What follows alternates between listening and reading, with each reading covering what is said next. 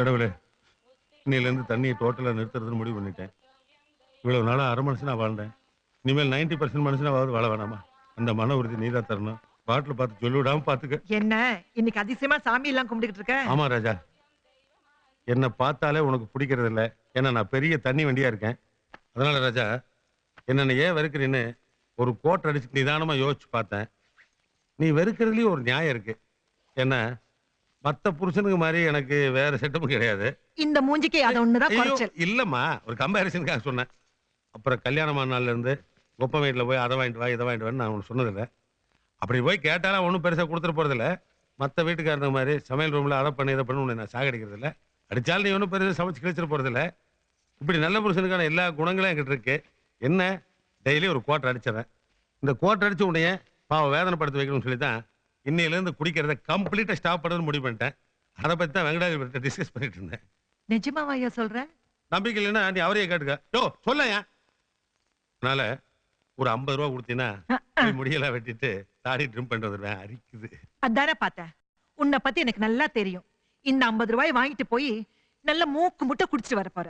பாத்தியா, ஒரு மனுஷன் திருந்தி வாழலாம்னு நினைக்கும் போது அப்செட் பண்ற. பாத்தியா, பாரு, உன் மேல சத்தியம், நான் நடத்துற கேபிள் டிவி மேல சத்தியம், சன் டிவி மேல சத்தியம், பெப்சி உங்கள் சாய்ஸ் உமா மேல சத்தியம், விஜய் டிவி ரவி பெர்னாடு மேல சத்தியம். இனிமேல் நான் காலி பாட்டில கூட திரும்பி பார்க்க மாட்டேன். தெரிஞ்சுக்க. நிஜமா தானே சொல்றேன்? சத்தியமா. இந்தா முதல்ல உன் தாடியை எடுத்துட்டு வா. ஐயோ, எடுத்துட்டு வந்துருவேன். ஆனா நீ யாருன்னு அடையாளம் தெரியாம அப்புறம் வெளியில நிறுத்திட்டு வை. அனாதையா ரோட்லயே சுத்த முடியும்? ஆமா, ட்ரிம் பண்ணிட்டு வந்துடுறேன். எதையோ பண்ணி தொலை. ஆமா, பணத்தை நீ அங்கதான் வைப்பியா? ஏன் இல்ல, வெளியில போகும்போது பரிசுல வச்சு எடுத்துட்டு அத பத்தி நீ கவலைப்படாத. ஊரு கெட்டு கிடக்குது, அதனால சொல்ல வந்தேன். மணி அண்ணா, ஒரு நிமிஷம் வாங்கண்ணே. டேய், என்ன ஏடா அங்கெல்லாம் கூப்பிடுறேன்? வருமோம், நாங்களாம் அங்க வரமாட்டோம். ஓஹோ, திருந்துட்டீங்களா? இந்த மாதிரி முடிவு பண்ணி நான் எத்தனை நாள் கவுந்திருக்கேன் தெரியுமா?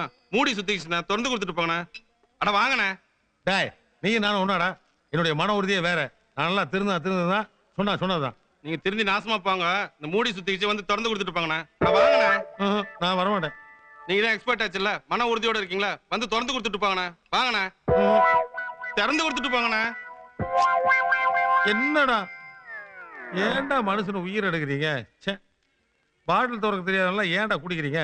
நம்ம ஊர் பாட்டில் எப்பவுமே சுத்திக்கும். சரி, என்ன பண்ணோம்னா மேல 2 தட்டு, ஓகே, கீழே 2 தட்டு, ஓகே, அப்படி தட்டி திருப்பணும்னா ஓகே ஓகே ஓகே ஓகே இப்படி ஓகேண்ணே.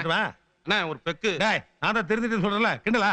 உண்மையிலே உங்க கொள்கையில நீங்க ஸ்டெடியா இருக்கீங்க. வர பிரதர், முதலாளி உங்களுக்கு கடன் கொடுக்கலாம் சொல்லிட்டாருண்ணே. நான் தான் தெரிஞ்சுட்டு சொல்ல கிண்டல் பண்ணலடா. இப்படி ஆரம்பிச்சல